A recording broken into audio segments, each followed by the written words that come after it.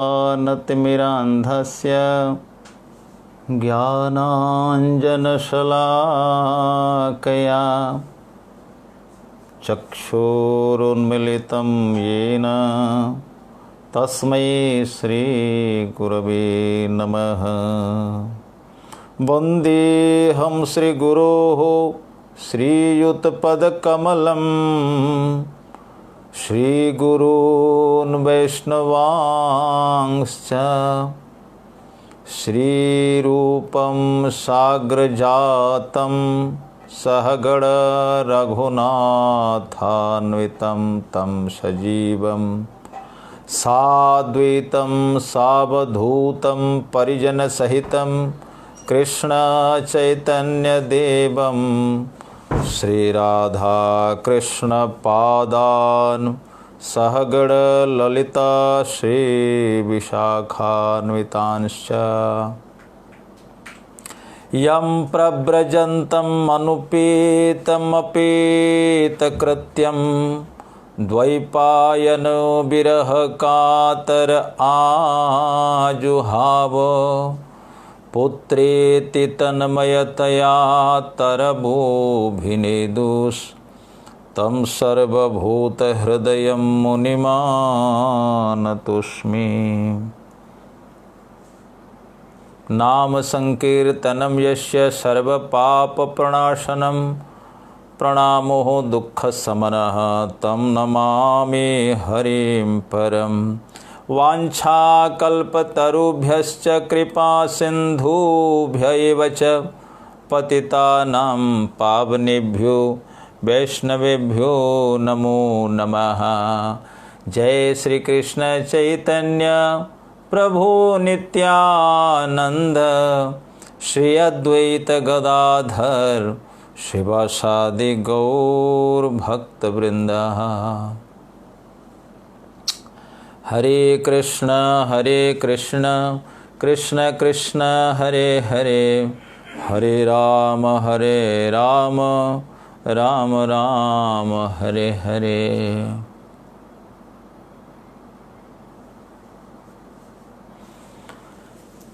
अखिल रस सिंधु दीनबंधु दया सिंधु भक्तवत्सल भक्तवांछा कल्पतरु रास रासेश्वर राज राजेश्वर गोपी प्राण धन नंद नंदन भगवान श्री कृष्ण चंद्र की महत्य कृपा करुणा से जीवन का सर्वोच्च लाभ भगवत सेवा भगवत प्रेम प्राप्ति अर्थम उनके अभिन्न स्वरूप, उनके साक्षात स्वरूप वांग्मय स्वरूप श्रीमद् भागवत के आश्रय में हम आप सब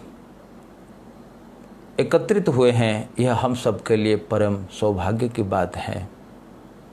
भगवान में मन लगा रहे हैं, यही जीवन की सर्वोच्च सिद्धि है। इसीलिए मुनि ऋषि महर्षिगण अनादिकाल से प्रयास करते आ रहे हैं हमारे इस दुष्ट मन को भगवान के श्री चरणों में लगा देने के लिए। भागवत कथा का शीर्षक है कृष्ण सखा सुदामा। प्रसंग में प्रवेश करेंगे। आइए उसके पूर्व किंचित काल के लिए उनका नाम संकीर्तन करके मन को उनके श्री चरणों में एकाग्र करने का प्रयास करते हैं। हमारे चिर परिचित पारंपरिक भजन है जय राधा माधव कुंज बिहारी। जय राधा माधवा कुंज बिहारी,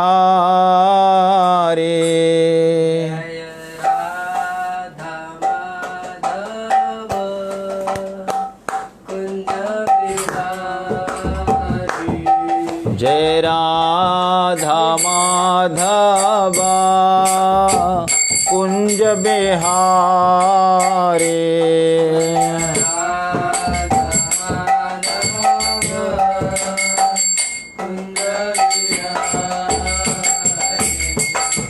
गोपीजन वल्लभा गिरिवरधारी,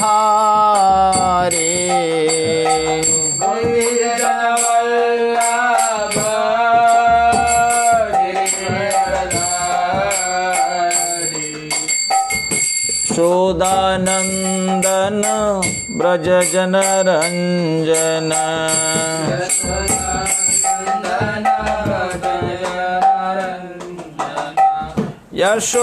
यशोदानंदन ब्रज जनरंजन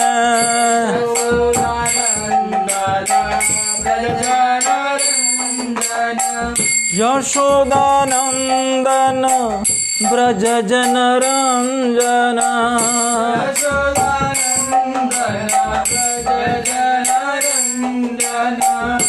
यमुना तीरा वनचारी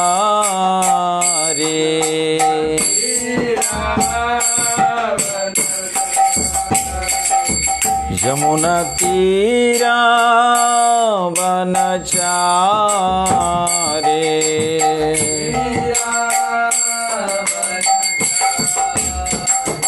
जय राधा माधवा कुंज बिहारी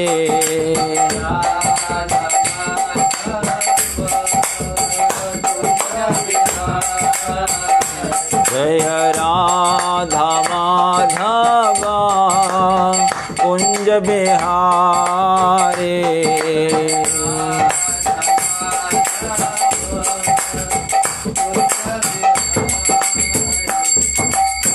हरे कृष्ण कृष्ण कृष्ण हरे हरे हरे राम राम राम हरे हरे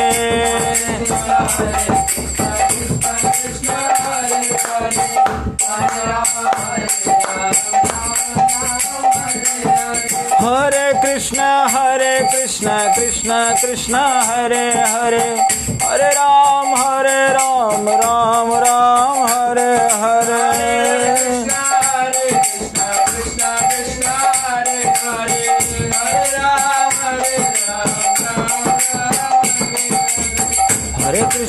हरे कृष्ण कृष्ण कृष्ण हरे हरे हरे राम राम राम हरे हरे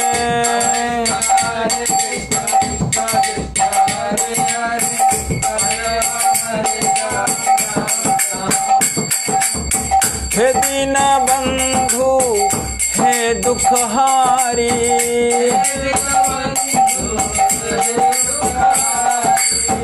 हे दीन बंधु हे दुखहारी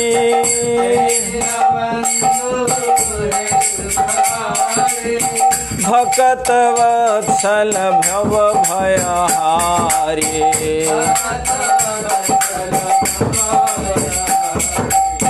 भक्त वत्सल भव भयहारी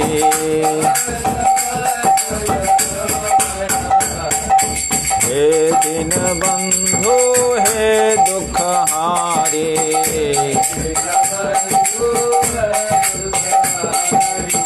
हे दीन बंधु हे दुखहारी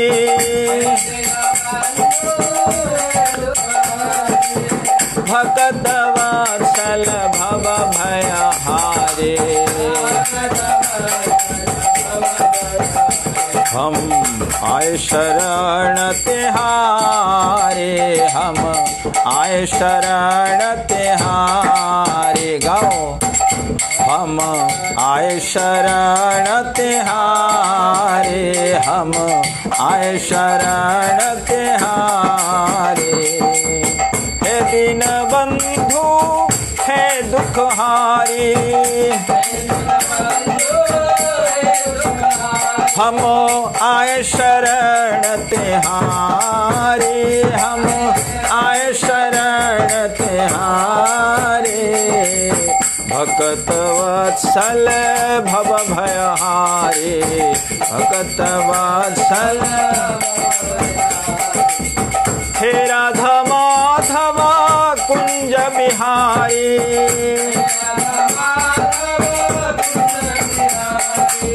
भक्त वत्सल भव भयहारी भक्त वत्सल भव भयहारी हरि बोल हरि बोल हरि हरि बोल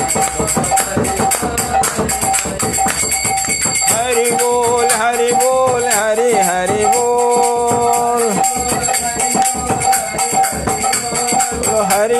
बोल हरि बोल हरि हरि बोल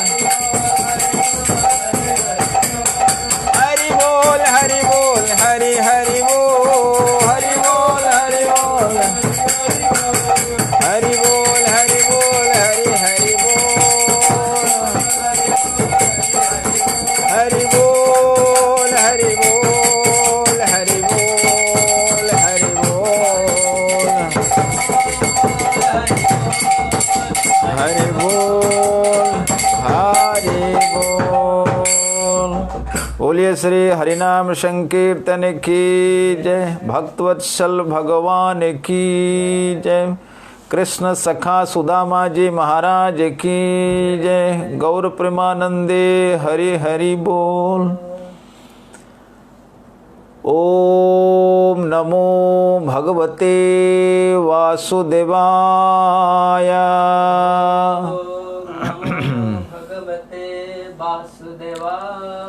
ओम नमो भगवते वासुदेवाय।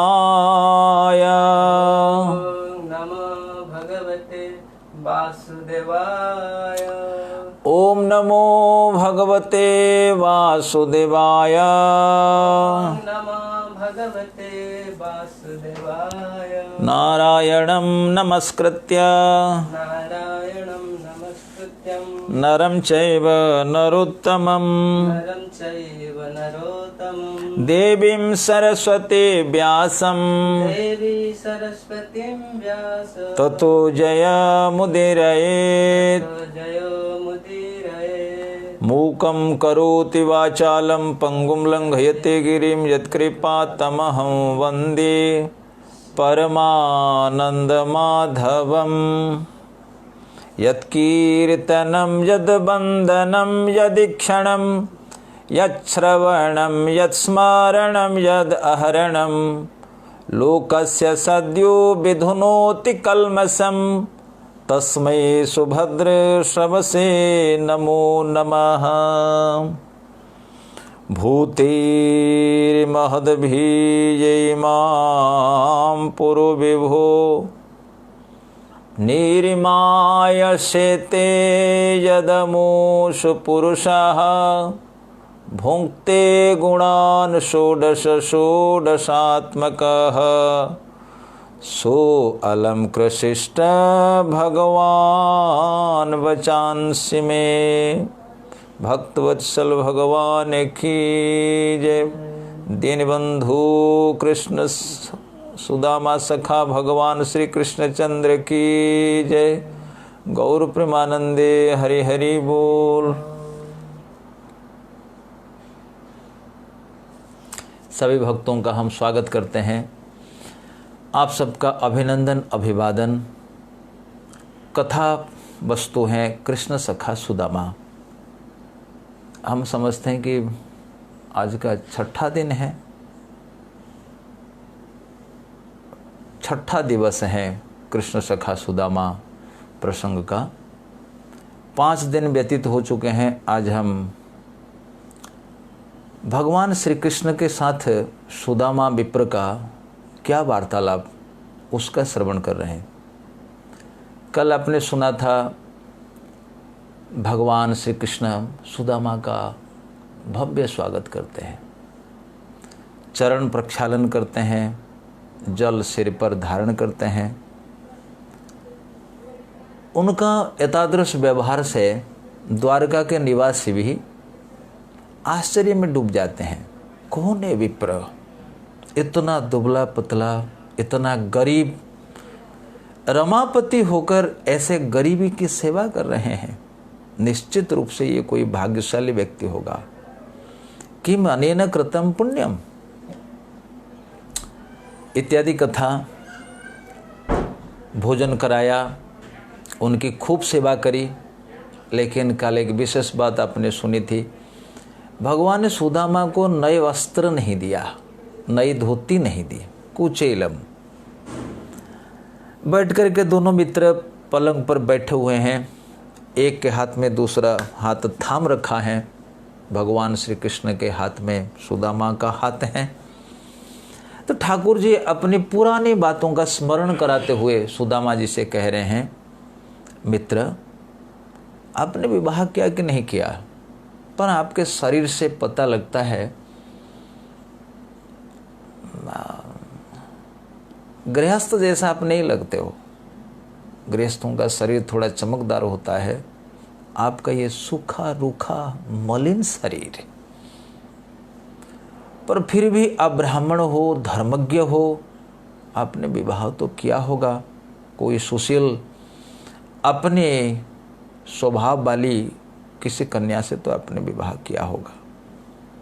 हाँ, कामना नहीं होते हुए भी संसार धर्म रक्षा के लिए, लोक संग्रह के लिए, जैसे मैं करता हूँ, मेरे भक्त भी इसी प्रकार करते हैं। पद्म पत्र में बाम्भसा, जल में रहते तो हैं पर जल में डूबते नहीं है। जल से अलग रहते हैं। जैसे कमल के पत्ते पर जल तो रहता है, कमल का पत्ता भी जल में रहता है, पर जल में कमल का पत्ता मिलता नहीं है। देखा कभी? देखा नहीं? कमल का पत्ता जल में ही तो होता है, पर जल उससे स्पर्श नहीं करता, या तो कमल पत्ता भी उससे स्पर्श नहीं। अब देखा नहीं, वो ऐसे पानी उसके ऊपर यदि गिर जाता है, ऊपर नहीं रहता है, लेकिन नीचे तो नीचे भी वो लगता नहीं, उससे अनटच्ड रहता है। इसलिए तो भगवान ने गीता में कहा पद्म पत्र मिबाम्भसा। अम्भसा माने जल, पद्म पत्र माने कमल का पत्ता, इव माने जैसा। जैसे कमल का पत्ता पानी में रहते हुए भी पानी से पृथक रहता है, उसमें पानी का स्पर्श नहीं होता। वो पानी से मोटा मोटी अर्थ है कि पानी से भीगता नहीं है। हमारा कपड़ा भीग जाएगा, हम ही स्वयं भीग जाएंगे, माटी भीग जाएगी, सब कुछ वस्तु भीग जाती है, लेकिन कमल का पत्ता नहीं भीगता। जल में है, जल से उत्पन्न है, पर उससे उसी प्रकार आपने संसार किया है, पर आप संसार से अलग रहते हैं। पर चलते चलते एक सिद्धांत कहते हैं कि गुरुकुल में रह करके ब्रह्मचारी ब्राह्मण द्विजो विज्ञाय विज्ञेयम तमसः पारमश्नुते। ब्राह्मणों को चाहिए कि गुरुकुल में विज्ञेयम, उस ज्ञेय वस्तुम, विज्ञेय का अर्थ होता है विशेष ज्ञेय, जो जानने योग्य है। कल हमने कहा था, इसकी चर्चा हम आज करेंगे। आपसे कहा था गीता में 13वें अध्याय में भगवान ने कहा है ज्ञेयम यत्तत् प्रवक्ष्यामि जज्ञात्वा अमृतम अश्नुते। मित्रों, जो भी आप लोग इलेक्ट्रॉनिक्स मीडिया के माध्यम से सुन रहे हैं अथवा आगे चल के सुनेंगे, विचार करो। भागवत आपको विचार का मौका देती है। भागवत कथा क्या है? कई लोग पुण्य के लिए भागवत कथा कराते हैं, उतने बुद्धिमान नहीं है। पुण्य पाप, पाप से नरक जाओगे, पुण्य से स्वर्ग जाओगे। पर भगवान की भक्ति करोगे, ना स्वर्ग जाओगे ना नरक जाओगे, सीधे वैकुंठ को जाओगे। यद्गत्वा न निवर्तन्ते तद्धाम परमं मम। ये विशेषता है। तो भागवत कथा हमको समझाने का प्रयास करती है, हमारे भीतर उस ज्ञान की परत को खोलने में मदद करती है। इसलिए चैतन्य महाप्रभु ने कहा श्रीमद् भागवत कथा अर्थानाम आस्वाद, श्रीमद् भागवत अर्थानाम आस्वाद रसिकेशा। हाउ टू डू भागवत कथा? भागवत कथा में भागवत कथा के वक्ता को बिल्कुल निष्काम्य होना चाहिए। यदि स्वयं अज्ञानी है, दूसरों का अज्ञान कैसे दूर कर सकता है? श्रीपाद श्री बल्लभाचार्य महोदय कहते हैं जो स्वयं विषयी हैं वो दूसरों का विषय कैसे दूर कर सकता है? स्वयं शराबी हैं, दूसरों को कैसे उपदेश कर सकता है कि तुम शराब का त्याग कर दो? शराब एक बहुत ही निम्न वस्तु है, बहुत ही निंदनीय वस्तु है। वो नहीं कह सकता क्योंकि स्वयं उसमें डूबा हुआ है। भागवत कथाकार स्वयं निष्कामी हो तभी वो निष्कामता का उपदेश कर सकता है। कथा आपको ये समझाने का प्रयत्न करती है कि संसार में भगवान क्या है जानो। अनेक सुनने वाली वस्तु है। भागवत के दूसरे स्कंद के प्रथम अध्याय में सुखदेव गोस्वामी कहते हैं, राजन परीक्षित, इस लोक में लोगों के लिए अनेक सुनने योग्य वस्तु है। श्रोतव्यादिषु राजेंद्र नृणाम संति सहस्रश। श्रोतव्य माने सुनने योग्य। श्रोतव्यादिषु राजेंद्र नृणाम संति सहस्रश। सहस्रश माने हजार हजार। सुनने योग्य है। क्या सुनने योग्य है? प्रत्येक दिन आप न्यूज पढ़ते हो, नॉर्थ, ईस्ट, वेस्ट, साउथ, चारों दिशाओं में क्या घटनाएं घटती है, आप उनकी खबर रखना चाहते हो। श्रोतव्य, क्योंकि हमने माना कि इनका सुनना चाहिए। कोई लाभ नहीं होता। ठीक है, कुछ जनरल नॉलेज के लिए आप लोग सुन लेते हैं, पर क्या होता है उससे? इसने उसको मार दिया। अभी जो कोरोना का दौरान चल रहा है, केवल उसमें यही है, कितने लोग अफेक्टेड हुए, कितने मरे, बस मौत का संवाद है और कुछ नहीं। इतना संवाद शब्द का अर्थ होता है सम्यक वादनम। एक बार जो कथा सुनने से और दोबारा सुनना नहीं पड़ेगा, उसका कल्याण हो जाएगा, उसको संवाद कहते हैं। ये तो कोई संवाद नहीं, ये कुवाद है। मरना, मारना, बलात्कार करना, ये सब क्या है? कुकथा है, कुत्सित कथा है, ये सुकथा नहीं है। सुमित्रों, श्रोतव्यादिषु राजेंद्र नृणाम संति सहस्रश। अनेक सुनने योग्य वस्तु है। अपश्यताम आत्मतत्वम गृहेषु गृहमेधिनाम। घर परिवार में रहने वाले अनेक बातों पर जिज्ञासा जाहिर करते हैं, लेकिन अपने आप को भुला रहे थे। अपश्यताम आत्मतत्वम, मैं कौन, कहाँ से आया, कहाँ जाऊंगा, कब मृत्यु होगी, उसके बारे में कोई जिज्ञासा नहीं है। कितना बड़ा पागलपन है, कितना बड़ा पागलपन ही है। इसलिए भगवान यहाँ कहते हैं ब्राह्मणों को चाहिए। ब्राह्मण माने यहाँ कोई भी वर्ण कोई भी कर सकता है, लेकिन ब्राह्मण शब्द यहाँ इसलिए आया क्योंकि बुद्धिमान होता है। कम से कम दूसरा नहीं समझ रहा है, तू तो समझ ले। द्विजो हो, द्विज माने जिसका द्विजन्म संस्कार हो चुका है। द्विज शब्द का अर्थ यहाँ ब्राह्मण माने जाति ब्राह्मण नहीं है। द्विज उनको कहते हैं ब्राह्मण, क्षत्रिय, वैश्य, ये वर्णत्रयी को द्विज कहते हैं। इनका उपनयन संस्कार होता है। इसलिए द्विज गुरुकुल में जाकर विज्ञाय, जानने के लिए, विज्ञेयम, जो जानने योग्य है, वैकुंठ का अधिकारी हो जाता है। ज्ञेयम यत्तद प्रवक्ष्यामि यज्ञात्वा अमृतम अश्नुते। भगवान ने कहा उस वस्तु को जान के। सुखदेव गोस्वामी कहते हैं ये जितने सुनने योग्य है, ये तुमको मौत के मुंह में धकेलने वाली वस्तुएं हैं। ये मौत के मुंह में ले जाने वाले संवाद है। श्रोतव्यादिषु राजेंद्र, अनेक सुनते सुनते जन्म अतिबाहित तो हो जाता है, व्यक्ति का कुछ नहीं होता। लेकिन एक बार जिस वस्तु को जानने से व्यक्ति जन्म मृत्यु के संसार से छूट जाता है, वो है परमात्मा तत्व विज्ञेयम। भगवान सखा के साथ बातों करते हैं, पर भगवान भगवान ही है। वो जो बात करेंगे तो उनकी बात की कीमत कुछ विशेष है। शराबी शराबी में बात करेंगे, कोई बात, उनका एक स्तर अलग है।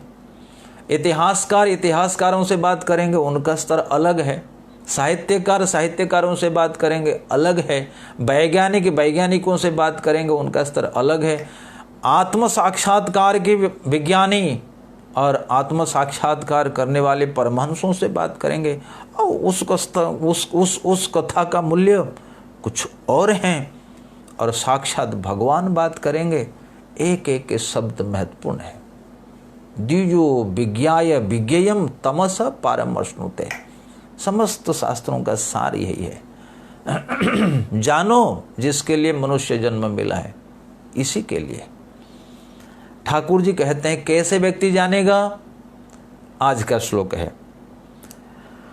सवै सत्कर्मणां साक्षात् द्विजातेरिह संभवः आद्योंग यत्राश्रमीणां यथा अहम ज्ञानदो गुरुः नन्वर्थको विदा ब्रह्मन् वर्णाश्रमवतामिह ये मया गुरुणा वाचा तरन्त्यंजो भवार्णवम् नाहमिज्या प्रजातिभ्यां तपसो उपशमेन वा तुष्येयं सर्वभूतात्मा गुरुशुश्रूषया यथा अपि नः स्मरते ब्रह्मन् व्रतं निवसतां गुरु गुरुदारैः प्रेरितानां इंधनान नयने क्वचित। ऊपर वाले श्लोक पर ध्यान दीजिए। सवै सत्कर्मणां साक्षात् द्विजातेरिह संभवः आद्योंग यत्र आश्रमिणां यथा अहम ज्ञानद गुरु। भगवान मित्र से बात करते करते महत्वपूर्ण सिद्धांतों पर बात कर रहे हैं। प्रत्येक जीवात्मा, प्रत्येक मनुष्य के जो बुद्धिमान है उनके 3 गुरु होते हैं। पहला गुरु है सवै सत्कर्मणां साक्षात् द्विजाते यह संभव। संभव माने सम्यक भव, माने जन्म लिया। जिससे जन्म लिया वो गुरु है, प्रथम गुरु। यह संसारे यत्र संभवो जन्म मात्रम स पिता, माने जन्म देने वाला पिता वो प्रथम गुरु है। जन्म देने वाली माँ वो प्रथम गुरु है। पिता माता हमारे प्रथम गुरु है। जो व्यक्ति आध्यात्मिक मार्ग में आगे बढ़ना चाहता है उसको चाहिए कि पिता माता के चरणों में सबसे पहले अपना मस्तक झुकाए। गुरु है, भागवत शास्त्र कहते हैं, भागवत कहती हैं कि पिता माता पहले गुरु है। जो पुत्र पिता माता का आदर नहीं कर सकता वो गुरु का क्या आदर करेगा? संसार में किसका आदर करेगा? जैसे माँ ने अपनी छाती का लहू पिला करके उसको पाला पोसा, जिस पिता ने पसीना बहा करके अर्थ कमाया और जिस पुत्र के लिए सब कुछ व्यय किया, यदि वो पुत्र उनके प्रति बेईमान हो जाता है, उनके प्रति कृतज्ञता का भाव नहीं रखता, क्या आप सोचते हो वो भक्त वो आगे चल के महान भक्त बनेगा? वो भूल जाइए। इसलिए सबसे पहले पिता माता गुरु गुरुजन उनको सम्मान देना है। उसके बाद कर्म विद्या प्रदम गुरुमाह। उसके बाद जब बालक बड़ा हो जाता है गुरुकुल में भेज दिया जाता है, उनको कर्मों की शिक्षा दी जाती है, संस्कार उनका किया जाता है, उपनयन संस्कार, उसके गले में जनेऊ डाल दी जाती है। तो जो पढ़ाता है, जो विद्या पढ़ाता है, शिक्षा संस्कार देता है, उनको संस्कारी गुरु कहते हैं। वेदाध्यापकः इत्यर्थः। उपनेता, पिता उपनेता, जो उपनयन संस्कार कराते हैं अथवा वेदों का अध्ययन कराते हैं उनको कहते हैं गुरु। तो 2 गुरु हो गए। प्रथम गुरु हुए जन्मदाता, दूसरे गुरु हुए उपनेता। उपनेता माने वेदों का अध्ययन कराने वाले, ठीक है, 2 गुरु। और तृतीय गुरु हुए यथा अहम ईश्वर तथा प्रथमादपि पूज्य इत्यर्थ। माने प्रथम गुरु पिता माता से जो दूसरे गुरु हुए, जो तुमको विद्या देने वाला, संस्कार कराने वाला, वो पिता माता से अधिक सम्मानीय। क्यों? किस लिए सम्मानीय है? मार्गदर्शन। हाँ, खाली जन्म देने से तो नहीं चलेगा। यदि किसी को जन्म दिया गया पर उसका शिक्षा संस्कार नहीं हुआ तो वो घातक है। ऐसा शास्त्र में कहा गया, ऋण करता पिता शत्रु, माता शत्रु व्यभिचारिणी, रूपवती भार्या शत्रु, पुत्र शत्रु अपंडिता। यदि पुत्र अपंडित है वो तो उसी पिता माता के लिए शत्रु साबित हो जाएगा। जिस पिता ने ऋण किया है पुत्रों पर और पुत्रों के लिए ऋण छोड़ करके चला गया तो वो शत्रु हैं। जो माता अपने पुत्रों के, अपनी संतानों के सामने व्यभिचार करती हैं वो बड़ा कुसंस्कार डालती हैं, वो परिवार के लिए शत्रु हैं। और भार्या अगर अतिशय सुंदर है वो भी शत्रु है, सभी लोग उन पर नज़र डालेंगे। और जो पुत्र अपंडित हुआ, विद्या शील संस्कार जिसमें नहीं है, वो उस पिता माता के लिए भी घातक साबित होगा। इसलिए पिता माता से जो गुरु जिन्होंने तुमको शिक्षा दी वो अधिक सम्मान के पात्र है। और तीसरे गुरु है ब्रह्म विद्या प्रदम गुरुमाह आश्रमीणाम सर्वेशाम अपि ज्ञानदो यह सतु साक्षात अहमिति। भगवान कहते हैं जो आत्मज्ञान की शिक्षा देता है वो सर्वोच्च गुरु है, वो तो साक्षात मैं ही हूं। ज्ञानप्रद गुरु और भगवान में कोई अंतर नहीं मित्रों। एकादश स्कंध में भगवान ने साफ साफ कहा, आचार्य माम विजानियत नाव मन्यत कहिचित। मुझे आचार्य ही मानो, आचार्य के माध्यम से मैं ही हूं।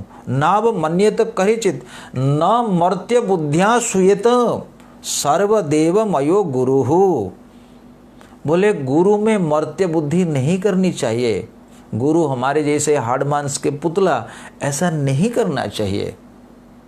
न मर्त्य बुद्धिया आसूयत, उनमें ईर्षा नहीं होनी चाहिए, उनके प्रति ईर्षा का भाव नहीं होना चाहिए। गुरु की इतनी पूजा हो रही है, हमारी भी इतनी पूजा होनी चाहिए। वो शिष्य वो नरक में जाता है जो गुरु से ईर्षा करता है। आचार्य माम विजानियत नाव मन्यत कहिचित, मुझे आचार्य ही मानो, अर्थात आचार्य के रूप में मैं ही आया हूं ऐसा ही मानो। उनकी कदापि अवमानना मत करो, कदापि मत अवमानना करो, उनका सम्मान हमेशा करो। और न मर्त्य बुद्धिया, उनमें मर्त्य बुद्धि माने ये हाड़ मांस की ये शरीर है ऐसा भाव ना करो। असूयत, ईर्षा मत करो। क्यों? सर्वदेवमयो गुरु हो, सारे देवताओं का निवास गुरु के शरीर में, अर्थात गुरु की आराधना करने से सबकी आराधना हो जाती है। हमारे आचार्य विश्वनाथ चक्रवर्ती पाद गुरुवाष्टक में लिखते हैं, साक्षात् धरित्वेन समास्त शास्त्रे उक्तस्तथा भाव्यत एव सद्भिः किंतु प्रभोर्यः प्रिय एव तस्य वंदे गुरु श्री चरणारविंदम। ये गुरु के लिए ये साक्षात हरि है, पर फिर भी गुरु अपने आप को भगवान नहीं कहता। गुरु अपने आप को भगवान का दास मानता है। भगवान है हमारे सेव्य हैं और गुरु हमारे सेवक भगवान है। एक सेव्य भगवान और एक सेवक भगवान। भगवान श्री कृष्ण कहते हैं वो साक्षात मैं हूं। नारद भक्ति सूत्र में श्री नारद जी कहते हैं, तस्मिन तज्जने भेदा भावात, भगवान में और भगवान के भक्तों में कोई भेद नहीं करना चाहिए, कोई भेद नहीं। जैसे तांबे की तार में इलेक्ट्रिक बिजली का प्रभाव हो रहा हो, आप यदि ये मानेंगे ये सिंपल तांबे की तार हैं, आप बड़ी भारी भूल कर बैठेंगे। वो सामान्य तार नहीं है, उसमें विद्युत का प्रवाह है। वो सेंटर में जितना प्रभाव है उतना ही प्रभाव इसमें है। छूने से ही प्राणघात।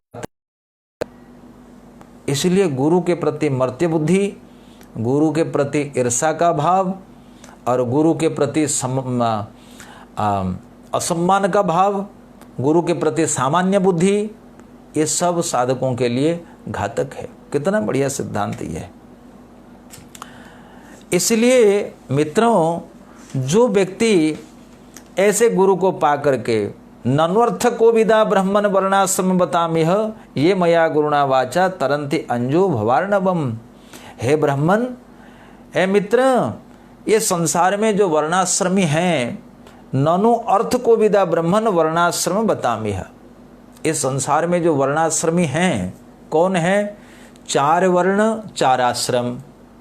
4 वर्ण कौन कौन है? ब्राह्मण, क्षत्रिय, वैश्य, शूद्र। 4 आश्रम है, ब्रह्मचारी, गृहस्थ, वानप्रस्थ, सन्यास।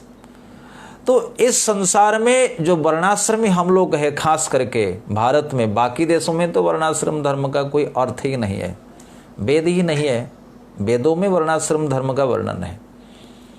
तो मित्रों, जो वर्णाश्रमी हैं उन वर्णाश्रमियों को चाहिए उनमें से जो अर्थ को विदा माने विद्वान, जो बुद्धिमान हैं, उनको चाहिए कि मेरे स्वरूप साक्षात गुरु वाक्य का अवलंबन करके ये मया गुरुणा वाचा तरंती अंजु भवार्णवम ते अर्थ को विदा।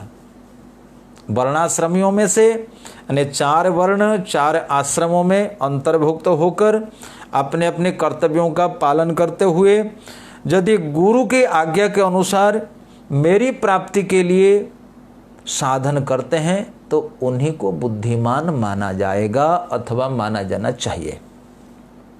साफ साफ अर्थ को विदा। मित्रों, भागवत की सामान्य ये सब बहुत गहरा अर्थ होता है। मैंने कहा अभी कुछ देर पहले कि भगवान चैतन्य महाप्रभु ने कहा किसको भागवत के माध्यम से भगवान मिलेंगे?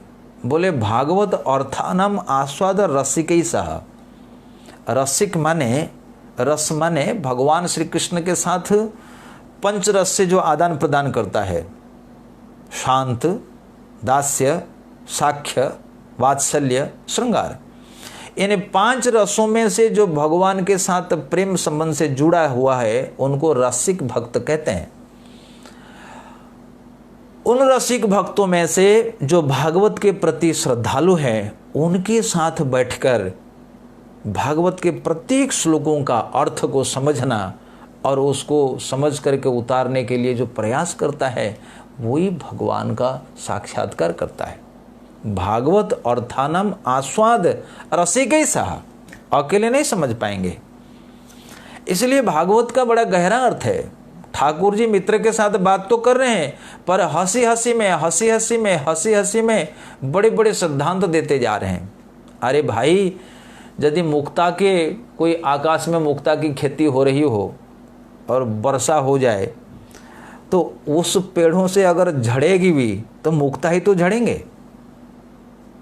तो बड़े व्यक्ति अगर कोई सामान्य हंसी मजाक करे ना तभी उनके बातों में महत्वपूर्ण सिद्धांत ही तो आएंगे।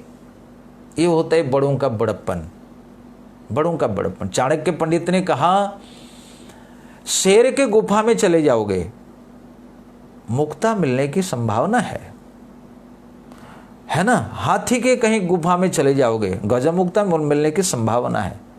पर जो भेड़िया रहते हैं, भेड़ियों के गुफा में जाओगे क्या मिलेगा? तुमको हड्डी, चाम, पूंछ यही मिलेगा। ये बात समझ में आ रही? शेर के गुफा में जाने से मुक्ता मणि रत्न आभूषण कैसे मिलेंगे? शेर मारा होगा, किसी को मार कर ले। भेड़िया तो नहीं मार सकता, भेड़िया उसको लाएगा जो शेर का उच्चिष्ट होता है, तो उसके बिल में तुम प्रवेश करोगे, क्या मिलेगा? इसलिए बड़े लोगों से बातें सुनने से, बड़े लोगों का प्रवचन सुनने से वो उसमें से कहीं ना कहीं मुक्ता माणिक्य मिल ही जाते हैं।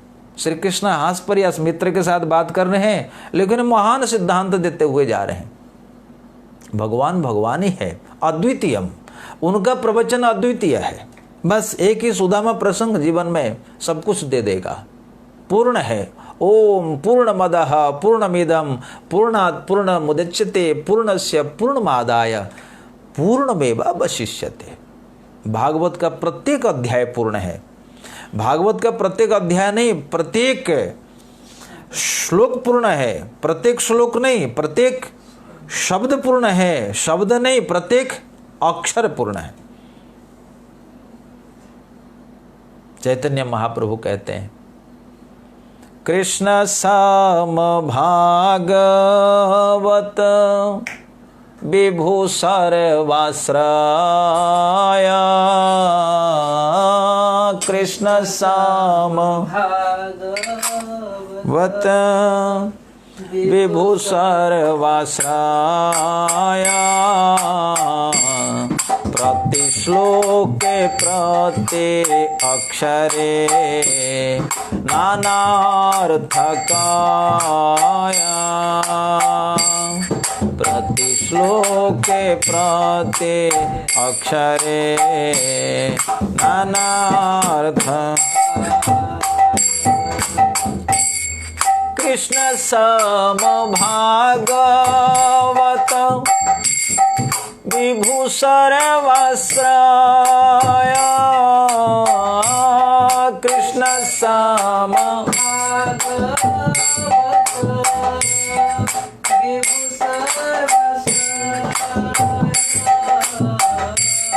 प्रतिश्लोके प्रति अक्षरे नानार्थकाय प्रतिश्लोके प्रति अक्षरे नानार्थकाय भागवत ये नामने श्रेयवन सामा भागवत जो भागवत नहीं मानता है वो यवन है। तार शास्ता काले काले काले आछे यामा तार शास्ता काले काले काले आछे यामा भागवत पूजिले से कृष्ण पूजा भागवत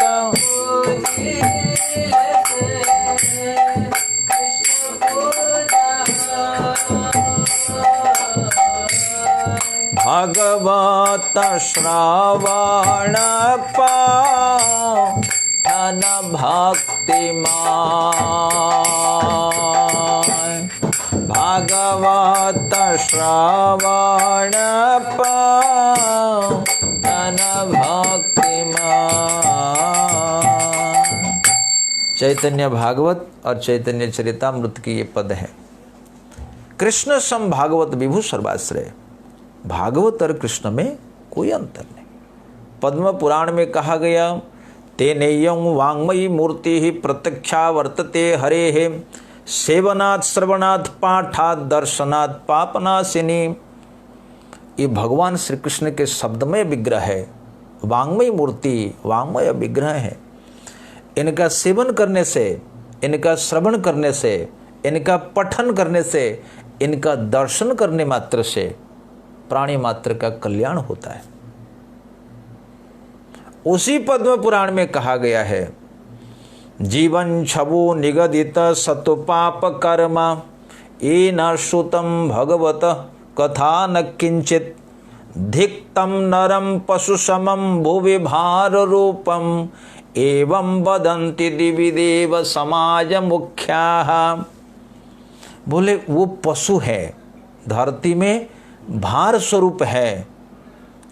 धिक्तम नरम पशु समम भूवि भार रूपम। वो पशु है, धरती पर वो भार है। कौन कहते हैं? बोले देवता लोग आकाश में, देवेंद्र, लोकपाल, दिक्पाल, वरुण आदि सभी लोग देवता लोग कहते हैं। कौन, किसको कहते हैं? ये न श्रुतम हरिकथा वचनम न किंचित। भगवत कथा, भगवान की कथा जिन्होंने कान में किंचित भी नहीं सुनी उसको धिक्कार है। सो मित्रों, भगवान कितना बढ़िया सिद्धांत देते हैं। ये वर्णाश्रमी जो है, 4 वर्ण 4 आश्रम, यदि वो जीवन में कर्म करते हुए अर्थ को नहीं जानते, जीवन का प्रयोजन, ननु अर्थ को विदा। अर्थ माने जो हमारा प्रयोजन है। 4 प्रकार के अर्थ ऋषियों ने निश्चय किया है, धर्म, अर्थ, काम, मोक्ष। तो मनुष्य जीवन की पूर्णता है, या तो वो एक को पूरा करे मोक्ष को, या तो 4 को, या तो 2 को, 3 को, जो भी पूरा करे। प्रत्येक व्यक्ति का अपना अपना स्वभाव है। लेकिन टॉप मोस्ट जो अर्थ हैं वो है भगवान की भक्ति, पंचम पुरुषार्थ, प्रेम पुमार्थो महान। पर यदि प्रेम, मोक्ष तो कम से कम चाहिए, भवबंधन से मुक्त होना तो चाहिए। तो धर्म अर्थ काम मोक्ष, तो भगवान कहते हैं जो बुद्धिमान होता है वो इन तीनों के प्रति दृष्टि नहीं रखता। किन के प्रति? धर्म अर्थ काम के प्रति। किसके प्रति दृष्टि रखता है? मोक्ष के प्रति। अर्थ कोविद, कोविद माने विद्वान। उनको समझना चाहिए ये संसार में जो धर्म काम अर्थ हैं ये सब क्षणिक है, ये देखते ही छुप जाएगा ज्यों तारा प्रभात। वो 1 मिनट में है, 1 मिनट में नहीं है। कितने लोग आते हैं, कितने लोग चले जाते हैं। इसलिए जो बुद्धिमान होगा उनका लक्ष्य सदैव रहेगा कि किस प्रकार से ये भौतिक जन्म मृत्यु रूपी संसार को हम पार करके उस दिव्य लोक के अधिवासी बने। गीता के 13वें अध्याय में भगवान कहते हैं जन्म मृत्यु जरा व्याधि दुख दोष अनुदर्शनम।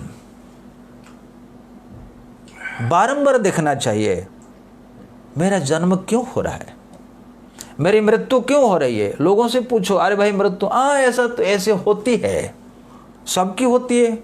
अरे महाराज सबकी होती है, आप क्यों पूछते? भगवान बुद्ध को ये बात अच्छी नहीं लगी। क्यों मृत्यु होती है? उन्होंने अपने सारथी से पूछा ये कौन है? उनके सारथी ने कहा इनकी लीला समाप्त हो चुकी है। माने यार कब भी नहीं उठेगा, इनके लोग ले जा रहे हैं, चिता पर चढ़ा करके इनका संस्कार कर देंगे। भगवान बुद्ध ने कहा हमारी भी यही दशा होगी। चुप रहा सारथी, चुप। बुद्ध ने निश्चय किया ये राजकुमार पद, ये वैभव, पत्नी, परिवार किस काम के लिए? छोड़ दिया सारा संसार। ऐसा हमने सुना है। बैसाखी पूर्णमासी के दिन परित्याग किया था। 6 वर्षों तक अथक प्रयास करने के पश्चात गौतम बुद्ध बने, बुद्धत्व की प्राप्ति भई। बुद्ध गया आज भी है बिहार प्रांत में, उस वृक्ष के तले बैठकर बुद्धत्व की प्राप्ति हुई। जो विद्वान होते हैं अर्थ को विदा, जो जानकार अर्थ को, सभी लोग को जानते हैं। कई लोग तो खाने के ऊपर भी नहीं उठ पाते, भोजन दिन रात केवल भोजन है। धर्म काम इससे कोई मतलब नहीं, केवल भोजन, पशु स्तर के। थोड़े उठते हैं, उनके भीतर और कुछ कामनाएं होती है, प्रतिष्ठा आदि, ये बनेंगे वो बनेंगे, थोड़े। और कई लोग होते हैं कि अर्थ काम धर्म करते हैं। भाई ये करेंगे तो ये दोनों मिलेंगे, नहीं तो नहीं मिलेंगे। लेकिन सर्वोच्च बुद्धिमान ये वही होता है जो अपना प्रयोजन भगवान की सेवा को जान लेता है।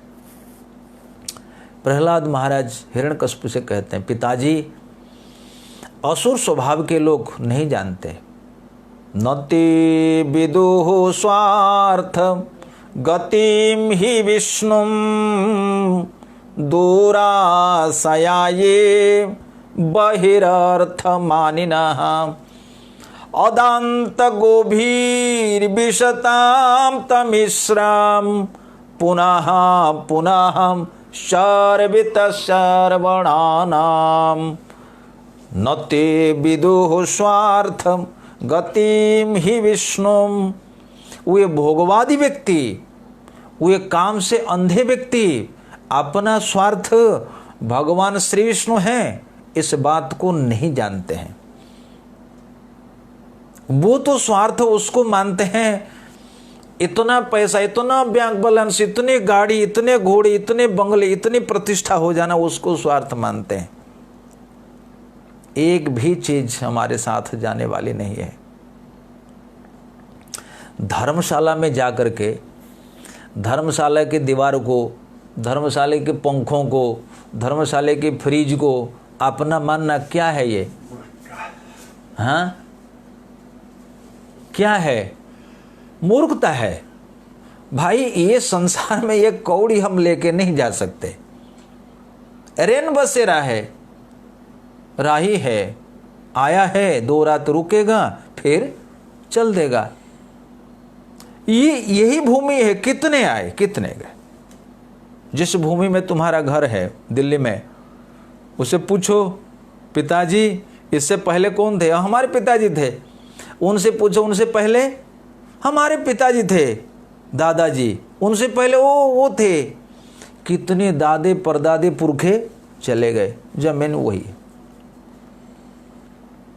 है। कितना बड़ा मोहपन है। तो भगवान कहते हैं जो विद्वान होते हैं अर्थ को विदा, यानी अर्थ को समझना कितनी बड़ी बात है। 4 वर्णाश्रमी यदि कृष्ण नाही भजे, स्वकर्म करिले हो से रौरवे पड़ी मजे।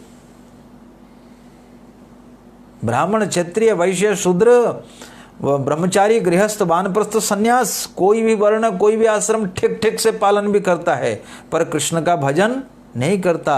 अंतिम गति उनके लिए नरक, रौरव नरक खड़ा हुआ है, वहीं जाना पड़ेगा। 5म स्कंद भागवत में लिखा हुआ है, कई लोग नहीं जानते। 5म स्कंद भागवत में सुखदेव गोस्वामी कहते हैं, महाराज परीक्षित, नरक कौन जाता है? 28 नरकों का वर्णन करते हैं। 28 नरक में कहते हैं, यस्तु यहवा एतद अहमिति ममेदमिति भूतद्रोहेण केवलम स्वकुटुंबम एव अनुदिनम प्रपुष्णाति स तद इह विहाय स्वयमेव तद अशुभेन रौरवे निपतति। संस्कृत में है, हिंदी में हम समझा देते हैं। यह माने कोई व्यक्ति इसी धरती पे, एतद अहमिति, मैं फलाना हूँ और ये सब मेरे हैं, ममेदमिति, मैं हूँ और ये मेरे हैं, इस प्रकार भाव लेकर के भूतद्रोहेण, दूसरे जीवों के प्रति हिंसा करके, उनको पीड़ित करके, दुख दे करके, केवल स्वकुटुंबमेव अनुदिनम प्रपुष्णाति, अपने कुटुंबों का दिन पर दिन केवल पालन पोषण करता है। वो व्यक्ति सोचता है कि वाह, मैं तो अपना कर्तव्य करता हूँ। धूमकेतु तो कुछ नहीं करता, केवल दुख कमाता है। विहाय तद यह विहाय, बोले जिनको यहाँ अपना माना उनको यहीं छोड़ना पड़ेगा। यह विहाय स्वयमेव, वो परिवार नहीं जाएगा उनके साथ। स्वयमेव तद अशुभ है ना, उसको शुभ कर्म नहीं कहा सुखदेव ने। सबसे ज्यादा अशुभ कुछ हैं भाई, दूसरों का नुकसान करके तू अपना परिवार पालता है, उसी अशुभ से रौरवे निपतति। भक्तवत्सल भगवान की जय। साफ साफ बात है, तद अशुभ है ना। इसलिए प्रहलाद महाराज कहते हैं, वो गृहस्थ व्यक्ति इतना पागल हो चुका है, उनको धन कौड़ी के हिसाब से बिना और कुछ भी नहीं दिखता, दिन रात उसी के पीछे।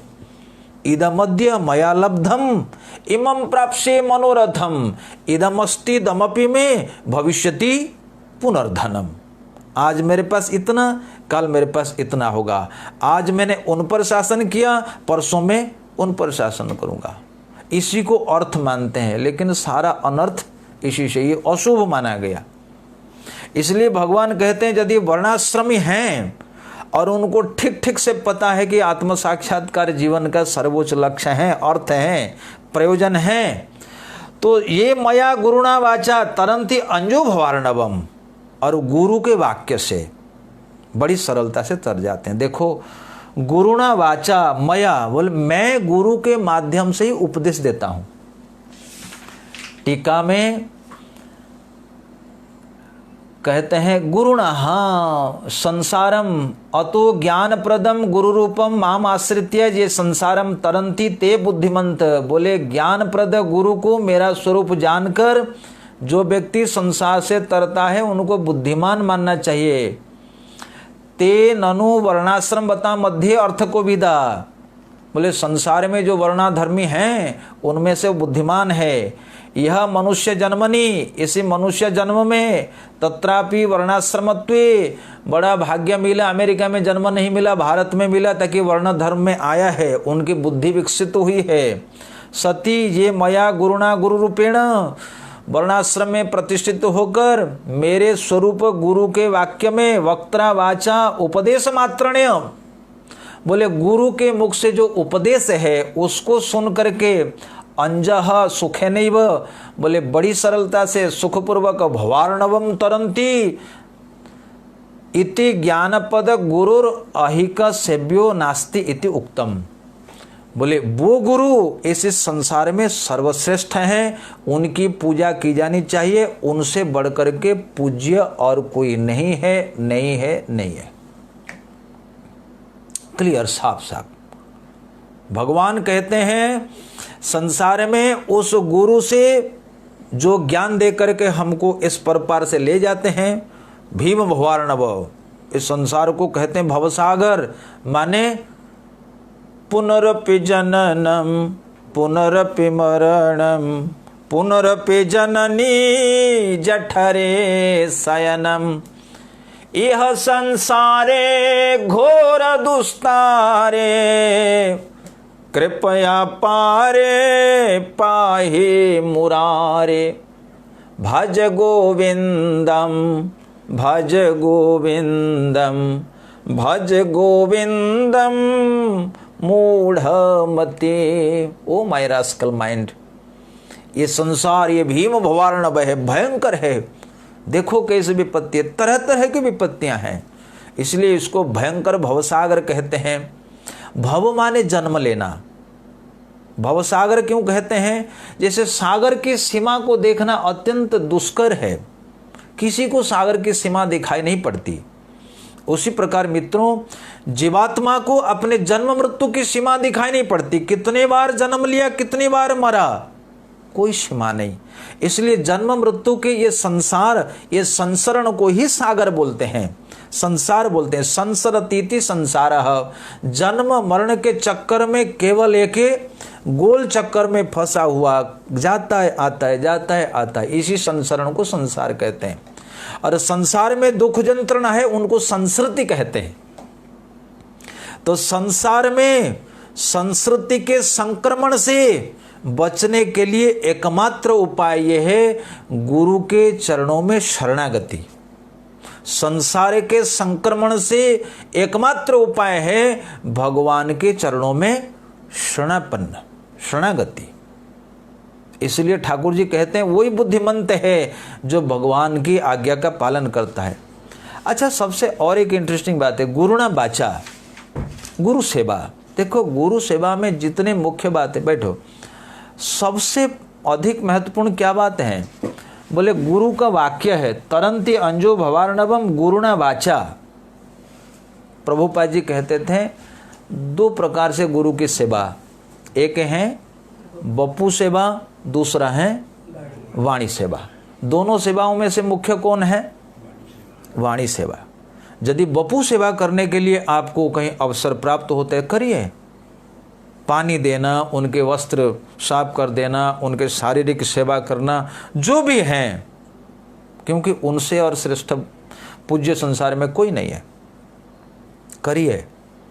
लेकिन सर्वोच्च यही है कि उनके उपदेशों को मानना, क्योंकि उनके उपदेश, श्री कृष्ण के उपदेश में कोई अंतर नहीं। ताते कृष्ण भजे करे गुरुर सेवन, माया जाल छूटे पाए श्री कृष्ण चरण। गुरु की सेवा और कृष्ण का भजन, कितना सुंदर उपाय है, कितना सुंदर है। इसलिए बुद्धिमान व्यक्ति को चाहिए, तो इसका अर्थ क्या हुआ? अर्थ हुआ कि वर्णाश्रमी, हाँ, जो 4 वर्णाश्रमी हैं उनको चाहिए कि वर्णाश्रम में बहुत ज़्यादा समय अपव्यय ना करके कृष्ण का भजन करके जीवन का सर्वोच्च लक्ष्य, सर्वोच्च लाभ भगवत प्रेम को प्राप्त कर लेना, उनको यही उनका लक्ष्य होना चाहिए। उन्हीं को विद्वान कहेंगे, नहीं तो बाकी सब अज्ञानी है। तब इसी बात को और जोर देकर कहते हैं, हे मित्र, नाहम इज्या प्रजातिभ्याम तपसो उपशमेन वा तुष्येयं सर्वभूतात्मा गुरु शुश्रूषया यथा।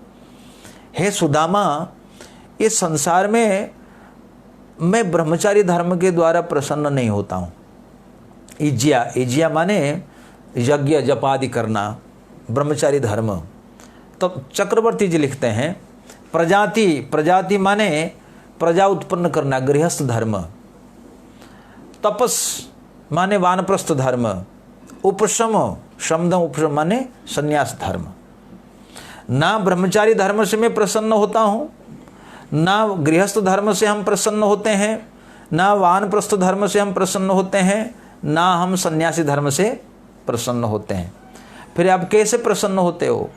तुष्येयं सर्वभूतात्मा गुरु शुश्रूषया यथा।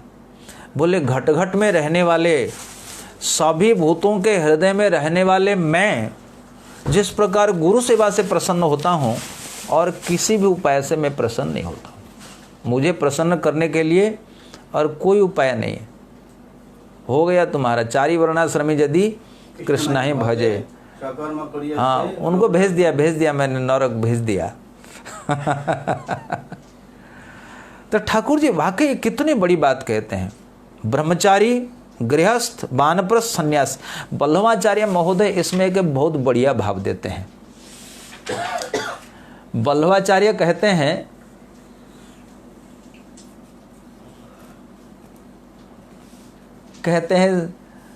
भाई, ब्रह्मचारी धर्म में बहुत कष्ट है। क्या कष्ट है?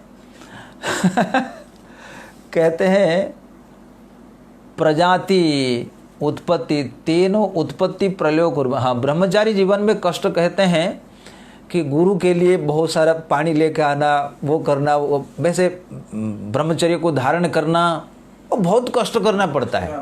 ब्रह्मचारी धर्म में आराम से नहीं होता। गृहस्थ धर्म में उससे और कष्ट है। कहते हैं प्रजात्या उत्पत्ति तेन उत्पत्ति प्रलयो कुर्वन् मम संतोषम न जनयति। क्यों? बोले उत्पादने नापि जीवः क्लिष्टो भवति इति। तब बोले गृहस्थ धर्म में भी हमको संतोष नहीं मिलता। बोले क्यों? बोले उसमें केवल जन्म और मरण है। कई बच्चे पैदा हुए, कई बच्चे मरे, उनको जन्म देना भी कष्ट है, और जो जन्म ले रहा है उसको भी कष्ट है, उसका पालन पोषण में भी कष्ट है। आचार्य लोग बहुत बढ़िया से देखते हैं।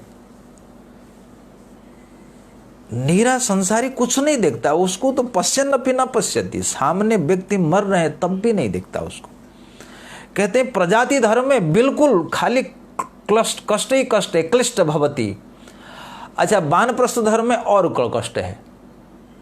जंगल में जाओ, ठंड में, शीत दिन में, वो जमुना में आकंठ जल में घुसो, गर्मियों में पंचाग्नि तपो, क्लिष्ट। वर्षा होगा तो ट्रैक्टर चलाएंगे। शरीर क्लेश उपशमेन देह इंद्रियादीनाम अतः क्लेश करत्वात् मम न संतोष। संन्यास धर्म में और कष्ट है। खैर हमारे जो सन्यासी है उनको तो कष्ट बिल्कुल नहीं है, पर संन्यास धर्म चैतन्य महाप्रभु का देखो। चैतन्य महाप्रभु के लिए जगदानंद पंडित ने थोड़ा तेल लेकर के आए, चंदन तेल के शरीर में लगाने से कफ पित्त वात ये सम रहेंगे, थोड़ा शरीर शांत रहेगा। चैतन्य महाप्रभु ने कहा, जगा हमको विषय भोगाने चाहते हो, तेल लेके आए हो। जगदानंद पंडित, कौन कहा, किसने कहा मैं तेल लेके आया हूँ? बिल्कुल नहीं लाया। यूं कह करके तेल हांडी लाकर महाप्रभु के सामने पिट दिया। महाप्रभु ने तेल मालिश नहीं किया, उन्होंने कहा ठीक है तेल लेकर के आए हो, एक मर्दनिया लेकर के आओ, एक मसाज करने वाला लेकर आओ। यानी कि चैतन्य महाप्रभु अपने संन्यास धर्म को इतनी कठोरता से पालन करते थे कि जीवन में कभी उन्होंने तेल का लेपन तक नहीं किया अपने शरीर में। अभी उसका 1 लीटर तेल 2 लाख रुपए कम से कम। हाँ, प्योर सैंडल ऑयल। तो चंदन तेल 2 लाख रुपए में, लेकिन उसको नहीं लगाया। केवल इतना नहीं, सन्यासी को खट पर सोना निषेध है, पलंग पर। चैतन्य महाप्रभु नीचे सोते थे और उनके समय, जब अंतिम समय, उनकी हड्डियां बड़ी बड़ी जो जॉइंट हैं, घुटने वगैरह, वो जमीन पर टकराते थे। जगदानंद पंडित को बड़ा कष्ट होता था, मानो दिल में कांटा चुभ रहा था। उन्होंने क्या किया, रुई भीतर डाल करके गेरुआ कपड़ा में तकिया बना दिया, एक रेजाई बना दिया। चैतन्य महाप्रभु उसको देख करके, किसने भेजा है? जगदानंद भेजा। कुछ कहा तो नहीं, पर उसका स्वीकार नहीं किए, नहीं स्वीकार किए। नीचे सोना, गद्दे तकिया नहीं है, चटाई। अंततः स्वरूप दामोदर गोस्वामी थोड़े केले के पत्ते फत्ते डाल करके थोड़ा कुछ बना दिया, उसी पे सोए। जीवन भर उन्होंने स्वीकार नहीं किया। तो वल्लभाचार्य कहते हैं ब्रह्मचारी धर्म में भी कष्ट है, गृहस्थ धर्म में और कष्ट है, वानप्रस्थ धर्म में और कष्ट है, संन्यास धर्म में और कष्ट है। बोले इतने कष्ट करके आप करोगे, वर्णाश्रम धर्म का पालन करोगे, उससे मेरा संतोष नहीं होता। बोले कैसे संतोष होता हूँ? बोले गुरु सेवा से मैं संतोष हो जाता हूँ। कैसे? गुरु शुश्रूषयाम तु स्नेहे सेवया सेवकस्य आनंदः गुरुश्चेति। बोले सेवा जब करोगे, प्रेम से सेवा करोगे, तो गुरु को भी आनंद मिलेगा और शिष्यों को भी आनंद मिलेगा, तो मैं प्रसन्न होता हूँ। इसलिए श्री कृष्ण कहते हैं कि भाई किसी भी प्रकार से मैं प्रसन्न नहीं होता हूँ जितनी प्रसन्नता हमको गुरु सेवा से मिल जाती है। क्यों? क्योंकि गुरु के भीतर कृष्ण तो बैठे हुए हैं, गुरु के हृदय में कृष्ण है। भवत विधा भागवता तीर्थ भूता स्वयं विभो तीर्थिम कुर्वन्ति तीर्थानि स्वांतस्थे न गदाभृता। हे प्रभु, आप जैसे संत हृदय में धारण करके भगवान को चलते हो, इसलिए जहां संत जाते हैं वहां भक्त भी जाता है और भगवान भी जाते हैं, क्योंकि संत के हृदय में भगवान का निवास। ना हम भक्त चतुर्वेदी है ना, ठाकुर जी ने कहा कि चतुर्वेदी, 4 वेदों का ज्ञाता मुझे प्रिय नहीं। न मे भक्त चतुर्वेदी मद भक्त स्वपच प्रिय तस्मै देयम ततो ग्राह्यम सच पूज्य यथा ही अहम। 4 वेदों का ज्ञाता यदि मेरा भक्त नहीं है, वो पूज्य नहीं है, और भक्त मेरे समान ही है, उसकी सेवा करने से मेरी सेवा। एक शब्द महत्वपूर्ण है, सर्वभूत हृदयम, क्योंकि घट घट में रहने वाले हैं और गुरु के हृदय में तो है ही है। इसलिए कुल निष्कर्ष निकला कि भगवान गुरु सेवा से, गुरु के प्रति प्रीति से जितने जल्दी प्रसन्न होते हैं, और किसी भी उपाय से भगवान प्रसन्न नहीं होते, नहीं होते, नहीं होते कहीं भी। और आगे अपना ही उदाहरण देंगे गुरु सेवा के लिए, अपना ही उदाहरण देंगे कि भाई हमने कैसे गुरु सेवा की थी। स्वयं अपना ना कैले धर्म ना जाए कथन, जब तक स्वयं नहीं करेंगे। महाभारत में वेदव्यास जी 3 शिष्यों की बात कहते हैं, आपने पढ़ा होगा महाभारत के शुरू में। उपमन्यु, आरुणि और वेदा। और सबसे अधिक उपमन्यु की कथा प्रसिद्ध है। एक ऋषि थे जिनका नाम था अयोध्या धौम्य, उनका एक शिष्य था उपमन्यु, उनको गोचारण की सेवा सौंप गई थी। उपमन्यु रोज जाते थे गोचारण के लिए, गुरु देखते थे, पर तत्कालीन जो गुरु थे ऐसे किताब पढ़ने के लिए नहीं कहते थे। हम समझते हैं जब से किताब पढ़ना शुरू हुआ उस दिन से ज्ञान नष्ट हो गया, स्वतंत्र भी हो गया। किताबों से ज्ञान नहीं होता असली ज्ञान। ऐसा नहीं कि नहीं पढ़ना चाहिए, पर वह देखो ज्ञान कैसे सिस्टम से कैसे ज्ञान होता है। उपमन्यु गोचारण करके आते थे, गुरुजी ने पूछा, उपमन्यु आप क्या खाते हो, इतने हृष्ट पुष्ट हो? गुरुजी जो भिक्षा करता हूँ वो भिक्षाटन में जो मिलता है मैं खा लेता हूँ। उपमन्यु, आप ब्रह्मचारी हो, जो भिक्षा करते हो तुम्हारा कर्तव्य है कि गुरु के चरणों में निवेदन करना और उनमें से जो गुरु निकाल करके देंगे उसी से संतोष करना। ऐसा खाना उचित नहीं है। देखिए, ऐसा नहीं कि अयोध्या धौम की उनके प्रति श्रद्धा नहीं थी, वो गुरु के प्रति श्रद्धा जगाना चाहते थे। ठीक है, कुछ दिन गया, उपमन्यु आपका शरीर बड़ा हृष्ट-पुष्ट है, क्या खाते हो? गुरुदेव, दक्षिणा तो मैं दे देता हूँ पर गौ माता का दूध पी लेता हूँ। उपमन्यु, गौशाला की गैया हैं, आश्रम की गाय हैं, बिना अनुमति आप दूध पी लेते हो, ये ब्रह्मचारी का धर्म नहीं है। जी गुरुजी, दूध पीना बंद। कुछ दिन गया, आप लोग करोगे? गाय चल कितना भूख लगता होगा। कुछ दिन गया, फिर उपमन्यु से पूछा, उपमन्यु तुम्हारा देह हृष्ट पृष्ट, क्या खाते हो?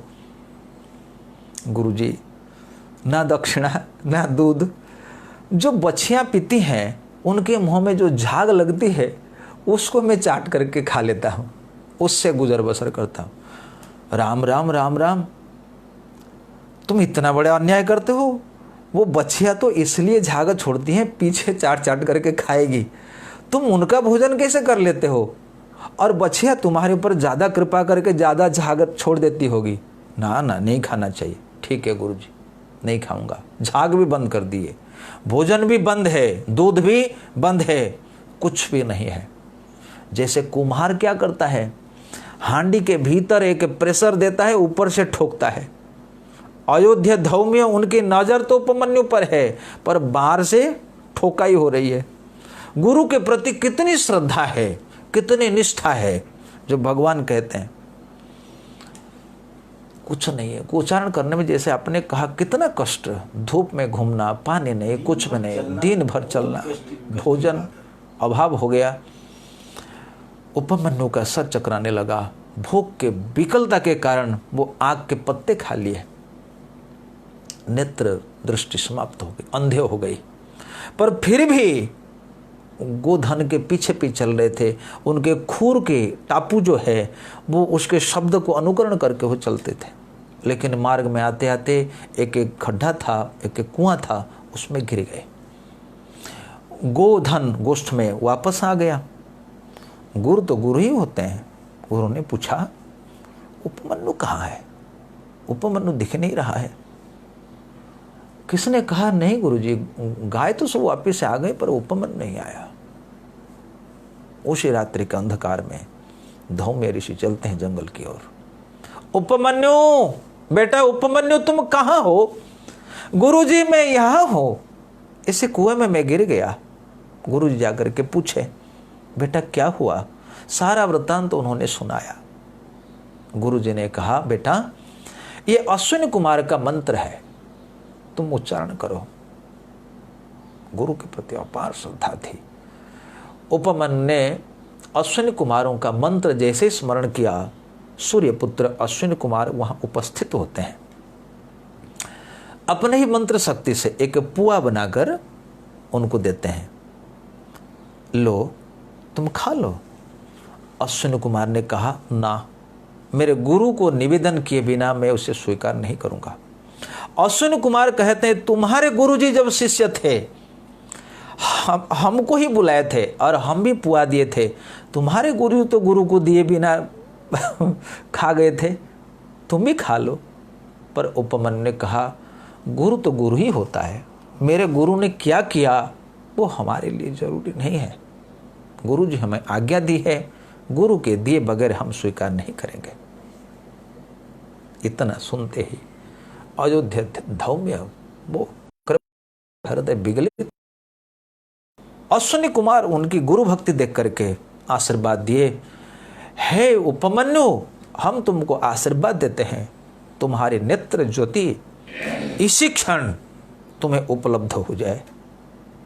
अश्विनी कुमार के स्पर्श मात्र से उनके नेत्र ज्योति उनको पुनः वापस आ गई और गुरु ने वहीं पर आशीर्वाद दिया। अश्विनी कुमार ने भी आशीर्वाद दिया कि तुम्हारे हृदय में समस्त वेद वेदांत पुराण इतिहास समस्त तथ्य उद्भासित हो जाए, प्रकाशित हो जाए। बस यूँ कह करके अश्विन कुमार अंतरित हो गए और वो शिष्य गुरु के चरणों में आकर वहीं पर गिर गया। गुरु ने उठाया, आलिंगन किया, तुम्हारे जैसे शिष्य पा करके मैं धन्य हो गया। और वही शिष्य आगे चल के बने महर्षि उद्दालक।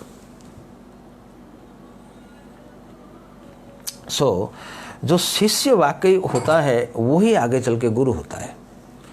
ये महाभारत के प्रथम पर्व में, आदि पर्व में वर्णन है। एकदम शुरू ही इससे हाँ, वैसे होता है। गुरु शिष्य परंपरा। तो यहां कृष्ण कहते हैं नाहम इज्या प्रजाति भ्याम, तुम्हारे वर्णाश्रम धर्म से मैं बिल्कुल प्रसन्न नहीं हूं। जैसे वल्लभाचार्य ने खोल के कहा, सब में कष्ट ही कष्ट है, पर गुरु सेवा से गुरु भी प्रसन्न, तुम भी प्रसन्न। हाँ, गुरु सेवा में थोड़ी कष्ट है, पर ये कष्ट उतना कष्ट नहीं है जितना कष्ट वर्णाश्रम धर्म में करना पड़ता है। पर श्री कृष्ण यहाँ विचार करते हैं, कहते हैं अपनी एक कथा कहते हैं, हे मित्र, तुमको याद है अनेक कथा, अनेक घटना हमारे जीवन में घटी है। अपि न स्मरते ब्रह्मन् व्रतम निवसताम गुरौ गुरुदारे प्रेरितानाम ईंधन आनयेन क्वचित। मित्र सुदामा, तुम्हें याद है जब हम दोनों गुरुकुल में निवास करते थे, हमारे जीवन में अनेक घटनाएं घटी थी, पर एक दिन की घटना, गुरु उपस्थित नहीं थे, गुरु माता उपस्थित थी और हम दोनों को ईंधन लिवा लाने के लिए उन्होंने जंगल भेजा। याद है तुम्हें? सुदामा ने कहा, हाँ कृष्ण, गुरु माता ने कहा था कि सुदामा, कृष्ण, तुम्हारे गुरु तो किसी विशेष काम में गए हैं और तुम्हारे मित्र अन्य अन्य कर्मों में, आश्रम के कर्मों में लगे हुए हैं। तुम दोनों जाओ, संध्याकालीन भोजन हम तुम्हारे लिए बनाएंगी, ईंधन जल्दी लेकर के आओ जिससे मैं भोजन बना सकूंगी। कृष्ण ने कहा, सुदामा जी चलें? हाँ चलो चलो। तो हम दोनों गए थे, याद है? हाँ मित्र, हम दोनों गए थे, गुरुद्वारे ही। यहाँ प्रश्न उठता है कि गुरु की आज्ञा, जैसे आप लोगों ने अभी अभी सुना, गुरु का वाक्य ही महत्वपूर्ण है। फिजिकल सेवा आप करते हो कि नहीं करते हो, सबके लिए सुलभ भी नहीं है, पर गुरु वाक्य का पालन करना, जैसे गुरु वाक्य का पालन करना होता है, ऐसे ही गुरु के अनुपस्थिति में श्रीधर स्वामी कहते हैं, जैसे गुरु वाक्य पालनीय है, गुरु पुत्र के वाक्य और गुरु स्त्री के वाक्य भी पालनीय है। इसलिए कृष्ण कहते हैं, गुरु दारे ही, गुरु पत्नी संदीपनी मुनि की पत्नी ने जब कहा प्रेरितानाम, ईंधन के लिए हम दोनों गए थे। सखा याद है ना? सुदामा, हाँ हाँ सखा, बिल्कुल याद है। हम गए, हाँ घनघोर बरसात हुई थी ना? हाँ घनघोर बरसात हुई थी। प्रविष्टाना महारण्यम अपरतो सो महाद्विजा वात वर्षाम अभूतीव्रम निष्ठुरा स्तनयित्नवः। मित्र, जैसे हमें जंगल में प्रविष्ट हो गए, उस समय घनघोर बारिश हुई। प्रविष्टाना महारण्य अपरतौ, अपरतौ शब्द का अर्थ होता है अपगता ऋतु, बिना ऋतु का। वर्षा ऋतु नहीं थी, इसका मतलब किसी दूसरे ऋतु में, कोई ठंड मौसम या किसी गर्मी के मौसम में गए थे। अपरतहु सुमहत, वो ऐसी बरसात हमने कभी नहीं देखी। जैसे इस समय लॉकडाउन चल रहा है, आगे चल के जो जनरेशन आएगा वो कहेगा कि ऐसी विपत्ति हमने कभी नहीं देखी। हाँ कृष्ण, ऐसी बरसात, ऐसी बिजली, ऐसा वज्रपात हमने कभी नहीं देखा। घनघोर वात वर्ष अभूत तीव्रम निष्ठुरा तनयित नभ, सारी धरती कांपने लगी, सारा संसार जलमग्न हो गया और उसी समय सूर्यास्त हो गया। हम लोग को रास्ता नहीं मिला। सूर्यास्त अस्तगतम तब तमसा च आवृता दिशा, चारों ओर वन प्रांत में घोर अंधेरा छा गया। निम्नम कुलम जलमयम, ऊपर अंधेरा, नीचे पानी, जल में न प्रज्ञायत किंचन, हमको कहीं दिशा नहीं मिली। बाकी राही भटक जाती है। वन में चले जाओ, वन में रास्ता भूल जाना एकदम आम बात है। अब तो किसको एक्सपीरियंस नहीं है, पर कई बार हम लोग वन में देखे हैं जब ये भयंकर वन होकर के गाड़ी जाती है तो लोग, आजकल तो रास्ता हो गया, नहीं तो वन प्रांत में रास्ता भटक जाना एकदम आम बात है। सागर में भी अगर कंपास ना हो, वन में कंपास ना हो, भूल जाना। हाँ कृष्ण, घनघोर वर्षा हुई थी, नीचे पानी है, ऊपर वर्षा है, अंधकार है, कहीं कुछ दिशा नहीं, हम क्या करते हैं, कहीं कुछ नहीं। उस समय उस प्रलय काल में हम क्या करते, दिशो अविदंतो अथ परस्परम बने गृहित हस्ता परिभ्रम आतुर। हम दोनों आतुर हो गए, बचाओ, हमारी रक्षा करो, पर कोई रक्षा करने वाला नहीं था। एक दूसरे का हाथ थामे हम वन में केवल इधर से उधर से हो रहे थे। लोग कहते हैं सुदामा चना खा गए। अरे श्लोक में लिखा हुआ है दिशो अविदंतो, हमको दिशा पता नहीं लगी। साफ साफ, कोई बहुत कठिन संस्कृत नहीं है। दिशा माने दिश, अविदंत माने अनजान, बिना जाने, परस्परम एक दूसरे को बने जंगल में गृहित हस्ता, एक दूसरे का हाथ पकड़ करके परिभ्रमम परिभ्रम आतुर, हम आतुर होकर के इधर से उधर हो गए। क्या कर सकते थे, कोई उपाय नहीं थे। पूरी रात बीती और सवेरा हुआ। सवेरे में क्या घटना हुई, यदि आप सुनना चाहते हो तो कल ठीक 10:30 बजे आप लोग यहाँ उपस्थित होइए। समय अतिक्रांत हो चुका है, हम अपनी वाणी को यहीं पर विराम देते हैं। कथा सुदामा सखा सुदामा, कृष्ण सखा सुदामा का प्रसंग चल रहा है। तो आज को 6 दिन हो गए। आज हमारे मित्र कह रहे थे, अरे सुदामा की कथा आधा घंटे में कर देते हैं, तुमको 6 दिन हो गए 2-2 घंटा बोलते। अच्छा देखो, जो श्लोक में है वही हम बोलते हैं, बिल्कुल इधर हमारा कभी ये स्वभाव नहीं रहा भागवत छोड़ करके इधर उधर जाना। हाँ, हमारे गुरु महाराज कहते हैं जब छठी करा हाईवे होकर के जा रहे हो, थोड़ा इधर चले गए, फिर हाईवे पे आ गए, फिर इधर चले गए। कोई प्रसंग आया, मैंने उपमन्यु कथा कह दी, फिर प्रसंग पर आ गए। कोई गुरु की सेवा की बात आई, हमने कह दिया। वर्णाश्रम की बात आई तो थोड़ा नरक की बात कह दिए, पर हम बिल्कुल राजमार्ग में जा रहे हैं।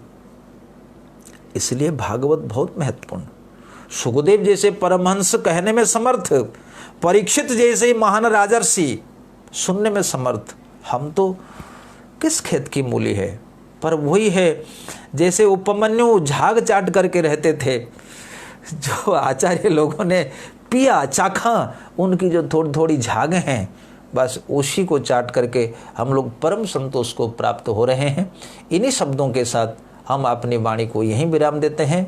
आगे की कथा कल ठीक 10:30 बजे राधा रानी की कृपा से आप लोगों को सुनने को मिलेगी। हरे कृष्णा कृष्ण कृष्ण हरे हरे, हरे राम राम राम हरे हरे। बहुत बहुत धन्यवाद।